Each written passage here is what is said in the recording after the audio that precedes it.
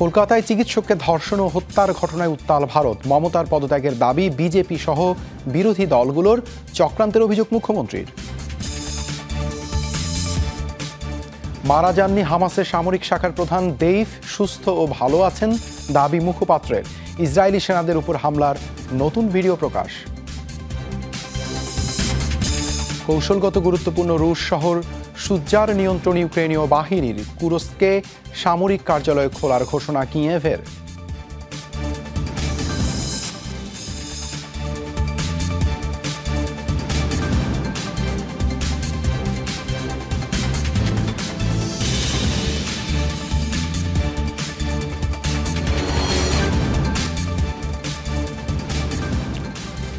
এতক্ষণ শিরোনাম দেখছিলেন, আপনাদের সাথে আছি আমি দেবাশিস রঞ্জন সরকার। রাজনৈতিক আন্দোলনে পরিণত হয়েছে কলকাতায় নারী চিকিৎসককে ধর্ষণ হত্যার প্রতিবাদ। পশ্চিমবঙ্গের মুখ্যমন্ত্রী মমতা ব্যানার্জির পদত্যাগের এক দফা দাবি তুলেছে বিরোধী দলগুলো। পুরো রাজ্য স্তব্ধ করে দেওয়ার ডাক দিয়েছেন বিজেপি নেতা শুভেন্দু অধিকারী। লাগাতার বন্ধ সহ আরও কঠোর আন্দোলনের ঘোষণা এসেছে। এদিকে মুখ্যমন্ত্রীর অভিযোগ, অধিকার আদায়ের নামে আন্দোলনকে রাজনীতির রং দেওয়ার অপচেষ্টা চালাচ্ছে বিজেপি। নারী চিকিৎসককে ধর্ষণ ও হত্যার প্রতিবাদে বিক্ষোভে উত্তাল পশ্চিমবঙ্গ। রাজ্যের প্রায় প্রতিটি শহর বিচারের দাবিতে মুখর।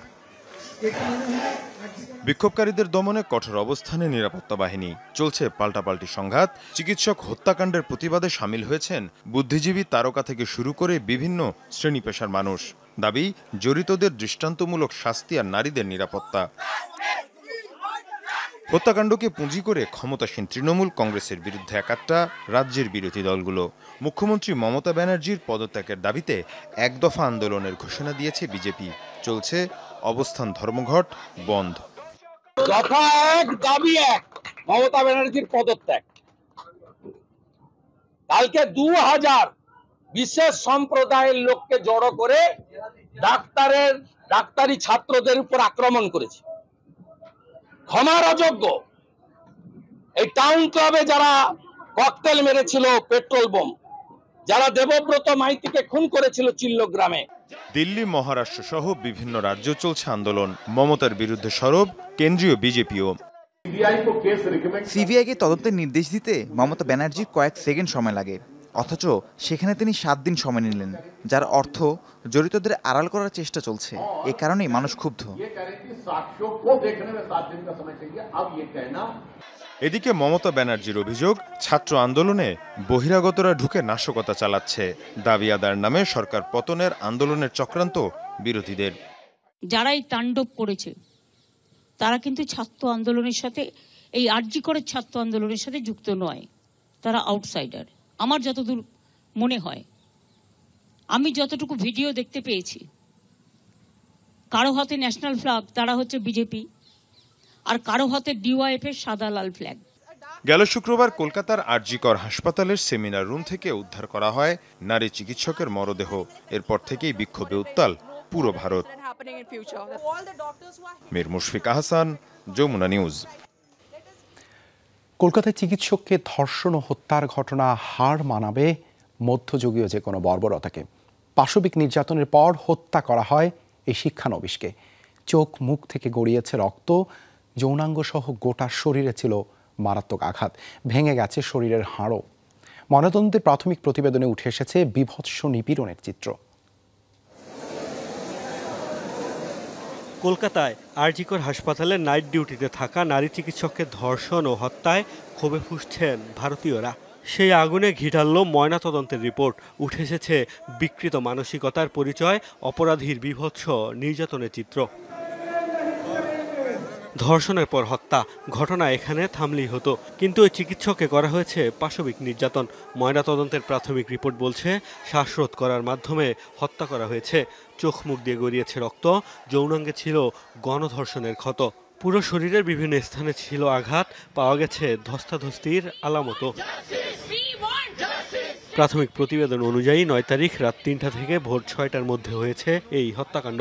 গ্রেফতার হওয়া সিভিক পুলিশের ভলান্টিয়ার সঞ্জয় রায় বিকৃত মানসিকতার বলছে পুলিশ।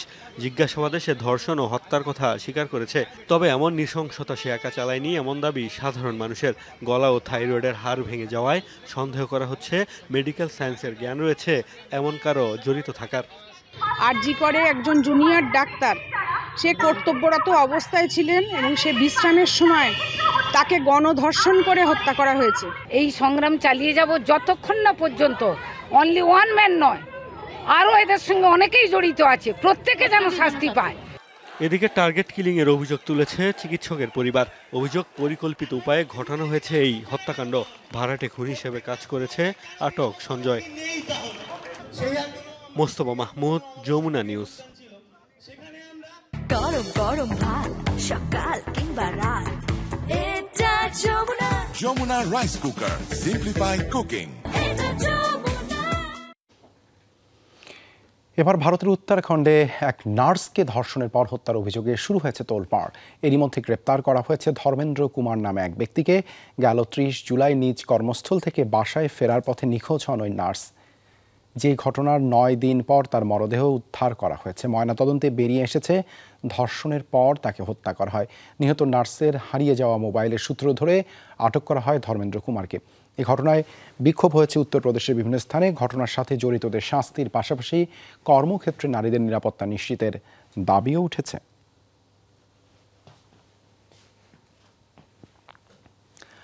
মারা যাননি হামাসের সামরিক শাখার প্রধান মোহাম্মদ দেইফ। তিনি ভালো এবং সুস্থ রয়েছেন বলে জানিয়েছেন হামাসের মুখপাত্র ওসামা হামাদান। বার্তা সংস্থা এপিকে দেয়া সাক্ষাৎকারে তিনি জানান, গাজায় গণহত্যাকে বৈধতা দিতেই দেইফকে হত্যার মিথ্যা দাবি করেছে ইসরায়েল। সাক্ষাৎকারে যুদ্ধবিরতি পেছানোর জন্য যুক্তরাষ্ট্রের দ্বিমুখী আচরণকে দায়ী করেন হামাদান। মোহাম্মদ দেইফকে হত্যার জন্য গত 13 জুলাই গাজার খান ইউনিসে নারকীয় তাণ্ডব চালায় ইসরায়েল। চলতি মাসের শুরুতে তেল আবিব জানায় ওই হামলায় মারা গেছেন হামাসের সামরিক শাখা কাশেম ব্রিগেডের প্রধান। গেল 30 বছর ধরে ইসরায়েলের মোস্ট ওয়ান্টেড তালিকায় দেইফ। দুর্ধর্ষক গোয়েন্দা সংস্থা মোসাদকে ফাঁকি দিয়ে এতদিন গাজাতে বিচরণ এই স্বাধীনতাকামী নেতার 7 অক্টোবরে হামলার মাস্টারমাইন্ড বলা হয় দেইফকে। 2 বছর ধরে ইসরায়েলের ভেতরে ঢুকে হামলা চালানোর পরিকল্পনা করেন তিনি। ফলে ইসরায়েলি অভিযানে তার মৃত্যুকে তেল আবিবের বড় অর্জন হিসেবেই দেখা হচ্ছিল। তবে এবার ইসরায়েলি সেই দাবি অস্বীকার করল হামাস। বার্তা সংস্থা এপিকে দেয়া সাক্ষাৎকারে ফিলিস্তিনি স্বাধীনতাকামী সংগঠনটির মুখপাত্র জানান, ইসরায়েলি হামলায় মৃত্যু হয়নি দেইফের, তিনি সুস্থ ও ভালো আছেন। ইসরায়েলের কর্মকর্তা গণমাধ্যমগুলো মোহাম্মদ দেইফকে হত্যা করার বিষয়ে যে দাবি করেছে তা মিথ্যা। বরং সামরিক শাখার প্রধান কমান্ডার ভালো আছেন, সুস্থ আছেন। 1 আগস্ট বিমান হামলার মাধ্যমে গণহত্যা চালিয়েছে ইসরায়েল। সেটিকে বৈধতা দিতেই ওই হামলা দেইফকে লক্ষ্য করে চালানোর দাবি করছে তেল আবিব। সাক্ষাৎকারে যুদ্ধবিরতি ইস্যুতেও কথা বলেন হামাস মুখপাত্র। অভিযোগ জানিয়ে বলেন, যুক্তরাষ্ট্রের দ্বিচারিতার জন্যই বারবার পিছিয়ে যাচ্ছে সমঝোতা উদ্যোগ। মীর মুশফিকা হাসান, যমুনা নিউজ। ইসরায়েলি সেনাদের উপর হামলার নতুন ভিডিও ফুটেজ প্রকাশ করেছে ফিলিস্তিনের স্বাধীনতাকামী গোষ্ঠী হামাস। বৃহস্পতিবার প্রকাশ করা হয় ফুটেজ। হামাসের দাবি, রাফার তাল আল সুলতান এলাকার ইন্দোনেশিয়ান হাসপাতালে ইহুদি সেনাদের উপর চালানো হয়েছে এসব হামলা। ভিডিওতে দেখা যায় একটি পরিত্যক্ত ভবন থেকে অন্য একটি ভবনের রকেট ছুঁড়ছে ফিলিস্তিনি যোদ্ধারা। গাজায় ইসরায়েলি আগ্রাসন শুরুর পর থেকেই পাল্টা প্রতিরোধ গড়ে তুলেছে হামাস সহ ফিলিস্তিনি বিভিন্ন সংগঠন। গত কয়েক মাসে পাল্টা হামলার মাত্রা আরও তীব্র করেছেন ফিলিস্তিনি যোদ্ধারা।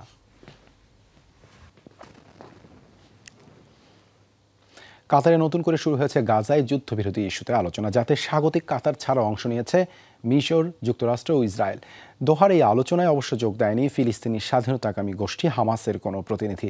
ইসরায়েলের পক্ষে মোসাদ প্রধান ডেভিড বার্নিয়া, নিরাপত্তা সংস্থা সিনবেতের প্রধান রোনেন বার এবং আইডিএফের প্রতিনিধি নিৎজান অ্যালান অংশ নিয়েছেন আলোচনায়। এদিকে মার্কিন গোয়েন্দা সংস্থা CIA এর ডিরেক্টর বিল বার্নস, যুক্তরাষ্ট্রের মধ্যপ্রাচ্য বিষয়ক প্রতিনিধি ব্রেট ম্যাকগার্কো এতে অংশ নিয়েছেন। হোয়াইট হাউস জানিয়েছে এই ইস্যুতে হামাসের প্রতিনিধিদের সাথে যোগাযোগ রাখছে কাতার ও মিশর।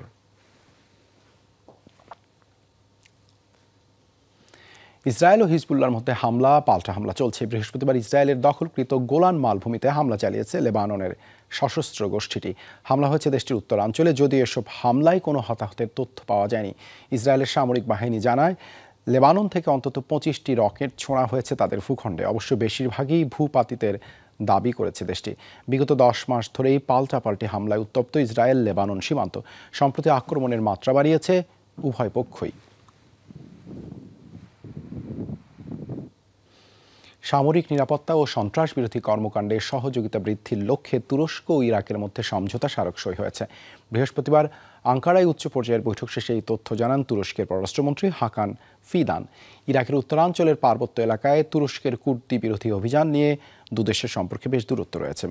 বরাবরই এরদোগান সরকারের বিরুদ্ধে নিজেদের সার্বভৌমত্ব লঙ্ঘনের অভিযোগ তুলেছে বাগদাদ। আঙ্কারার সাফাই আত্মরক্ষার জন্যই চালানো হয় এসব অভিযান, যদিও গত বছর তুর্কি প্রেসিডেন্টের বাগদাদ সফরের পর পরিস্থিতি অনেকটাই বদলে গেছে। তারই ধারাবাহিকতায় পারস্পরিক নিরাপত্তা নিশ্চিতে একসঙ্গে কাজ করার চুক্তি করল তারা। বৈঠকে ইরাকের পররাষ্ট্রমন্ত্রী ফুয়াদ হাসান সহ দুই দেশের বেশ কয়েকজন ঊর্ধ্বতন কর্মকর্তাও উপস্থিত ছিলেন। রাশিয়ার কৌশলগত গুরুত্বপূর্ণ শহর সুজার পুরোপুরি নিয়ন্ত্রণ নেয়ার দাবি করল ইউক্রেন। সীমান্তবর্তী কুরস্ক এলাকার 80টির বেশি এলাকা দখলে নেওয়ার ঘোষণা দিয়েছে দেশটি। এমনকি শত্রু ভূখণ্ডে সামরিক কার্যালয় খোলার ঘোষণাও এসেছে। অবশ্য পাল্টা প্রতিরোধের দাবি রাশিয়ার প্রকাশ করেছে ইউক্রেনীয় সৈন্যদের আত্মসমর্পণের ভিডিও। রুশ স্থাপনায় ইউক্রেনীয় সেনাদের অবস্থান খুলে ফেলা হচ্ছে দেশটির জাতীয় পতাকা।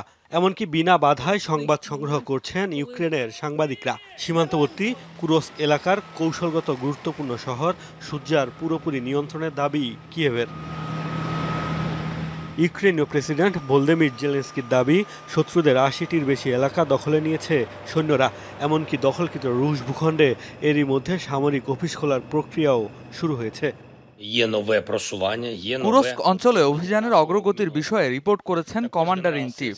রাশিয়ার সামরিক বাহিনী কবজাত থেকে সুজার শহর মুক্তি করার তথ্য দিয়েছেন জেনারেল সিরস্কি।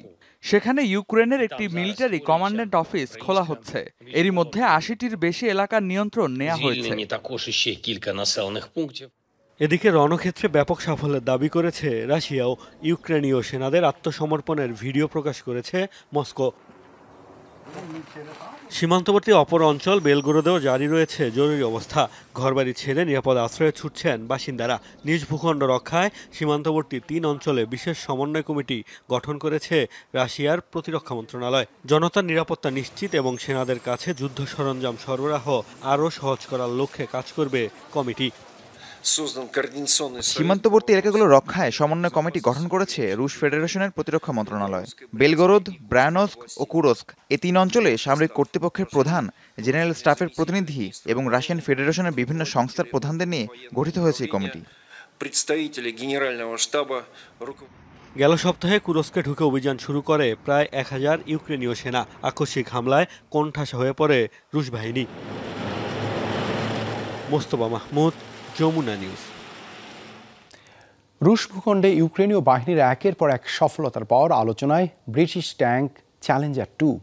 চলমান অভিযানে রুশ বাহিনীর বিরুদ্ধে কঠোর প্রতিরোধ গড়ে তুলেছে এই ব্রিটিশ ট্যাঙ্কগুলো। যুদ্ধক্ষেত্রে ব্যাপক ধ্বংস ক্ষমতার কারণে রীতিমতো কোণঠাসা রুশ সেনারা। গেল বছর 14টি চ্যালেঞ্জার 2 ট্যাঙ্ক কিয়েভকে সরবরাহ করে লন্ডন।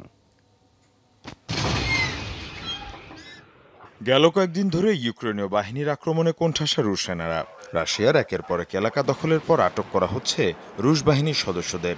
ইউক্রেনে অভিযান শুরুর পর এতটা বিপাকে আগে পড়েনি মস্কো। আর রুশ ভূখণ্ডে ইউক্রেনীয় বাহিনীর এই সফলতার বিভিন্ন কারণের মধ্যে অন্যতম মনে করা হচ্ছে ব্রিটিশ ট্যাঙ্ক চ্যালেঞ্জার 2। রুশ ভূখণ্ডে পুতিন বাহিনীর বিরুদ্ধে এই ট্যাঙ্কগুলো নিয়েই তাণ্ডব চালাচ্ছে কিয়েভ সেনারা। 90-এর দশকে নির্মিত হলেও ইউক্রেনের সমর ভাণ্ডারে অত্যাধুনিক ট্যাঙ্কগুলোর মধ্যে অন্যতম চ্যালেঞ্জার 2। এমনকি যে কোনো রুশ ট্যাঙ্কের চেয়ে শক্তিশালী। সোভিয়েত যুগের T-72 ট্যাঙ্কের সরাসরি হামলা সহ্যের ক্ষমতা রয়েছে এর। ব্রিটেন ছাড়া এখন পর্যন্ত শুধুমাত্র ওমানের সমর ভাণ্ডারে রয়েছে চ্যালেঞ্জার 2। তৎকালীন ভিকার্স ডিফেন্স সিস্টেমের তৈরি 64 টন ওজনের এই যুদ্ধযান পরিচালনায় প্রয়োজন হয় 4 জন ক্রুয়ের। 27 ফুট দৈর্ঘ্যের এক একটি ট্যাঙ্ক নির্মাণে ব্যয় হয় $42 লাখ বেশি। চ্যালেঞ্জার সিরিজের ট্যাঙ্কগুলো তুলনামূলক দূরের লক্ষ্যভেদ করতে সক্ষম। 3 মাইল দূর পর্যন্ত লক্ষ্যভেদের রেকর্ড রয়েছে এই সিরিজের, যা এখন পর্যন্ত যে কোনো ট্যাঙ্কের ইতিহাসে সর্বোচ্চ। দূরের লক্ষ্যবস্তু খুঁজে পেতে রয়েছে একটি লেজার রেঞ্জ ফাইন্ডার, আর অন্ধকারে নিখুঁত হামলার জন্য ব্যবহার করা হয় থার্মাল ইমেজিং সিস্টেম। 2003 সালের ইরাক যুদ্ধে ব্রিটিশ সেনারা চ্যালেঞ্জার 2 ব্যবহার করে। 120টি ট্যাঙ্কের একটিও ধ্বংস করতে পারেনি শত্রুপক্ষ। টানা 14টি গ্রেনেডের আঘাতে একটি ক্ষতিগ্রস্ত হলেও মাত্র 6 ঘন্টা পর আবারও ফিরে আসে যুদ্ধের ময়দানে। ইরাক যুদ্ধ ছাড়াও বিভিন্ন শান্তিরক্ষা মিশন এবং মহড়ায় ব্যবহার করতে দেখা গেছে এটি। মীর মুশফিকা হাসান, যমুনা নিউজ। রাশিয়ার সাইবেরিয়ায় একটি বোমারু বিমান বিধ্বস্ত হয়ে প্রাণ হারিয়েছেন একজন। দুর্ঘটনার সময় বিমানটিতে 4 জন ক্রু ছিলেন। আহতদের চিকিৎসা চলছে। বৃহস্পতিবার যান্ত্রিক ত্রুটির কারণে সাইবেরিয়ার ইরকুটস্ক অঞ্চলে বিধ্বস্ত হয় টুফলভ বোমারু বিমানটি। বিমান বিধ্বস্ত হওয়ার আগ মুহূর্তে একটি ভিডিও ফুটেজ প্রকাশ করেছে কর্তৃপক্ষ। রাশিয়ার বেলায় বিমান ঘাঁটি থেকে যাত্রা শুরু করে বিমানটি। যুদ্ধক্ষেত্রে অত্যন্ত কার্যকর বিমানটিতে বিভিন্ন ধরনের বোমা এবং ক্ষেপণাস্ত্র বহন করা যায়। রয়েছে 23 মিলিমিটার কামানো। ইউক্রেনকে একটি দাতব্য সংস্থাকে মাত্র $51 সহায়তার দায়ে রুশ বংশোদ্ভূত এক মার্কিন নাগরিককে 12 বছরের কারাদণ্ড দেওয়া হয়েছে। বৃহস্পতিবার রাশিয়ার একটি আদালত দেন এই রায়। সেনিয়া ক্যারেলিনা নামের এই নাগরিকের বিরুদ্ধে তোলা হয়েছে বিশ্বাসঘাতকতার অভিযোগ।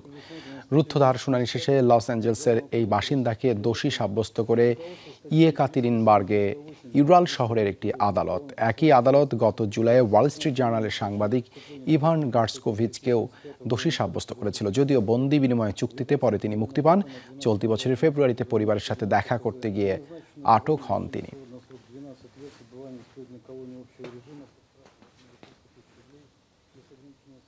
দর্শক, যমুনা ডেস্ক আজ এ পর্যন্ত। এতক্ষণ সাথে থাকার জন্য ধন্যবাদ সবাইকে।